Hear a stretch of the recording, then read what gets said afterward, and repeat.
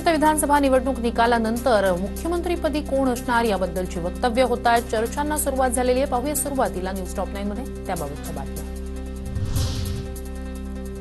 मुख्यमंत्री म्हणून फडणवीसांच्या नावाला अजित पवार गटाकडून पाठिंबा, तर पहिल्या 2.5 वर्ष मुख्यमंत्रीपदासाठी शिंदे ही आग्रही. सूत्रांची माहिती.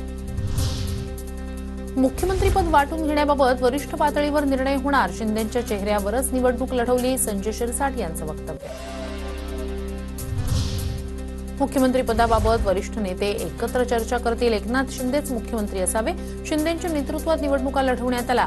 केसरकर यांचं वक्तव्य. महायुती सरकारमध्ये बावनकुळे, महाजन संभाव्य मंत्री असणार. महायुती सरकारमधील संभाव्य मंत्र्यांची नावं समोर. शेलार, मुनगंटीवार, रवींद्र चव्हाण संभाव्य मंत्री असणार. सूत्रांची माहिती. नव्या सरकारनं गुजरातमध्ये शपथविधी घ्यावा. जे ठाकरेंबाबत घडलं ते लवकरच शिंदेंबाबत घडेल. संजय राऊतांकडून शंका व्यक्त.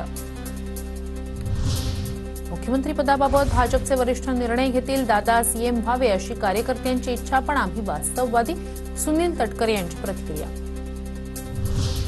संख्याबळ जास्त मिळालेल्या पक्षाचा मुख्यमंत्री होईल. मुख्यमंत्रीपदावरील प्रश्नावर अजित पवार गटाच्या धर्मराव बाबा आत्राम यांची प्रतिक्रिया. संख्याबळ पाहता भाजपच्या नादाला कुणी लागणार नाही. मुख्यमंत्रीपदाच्या प्रश्नावर शरद पवारांची प्रतिक्रिया.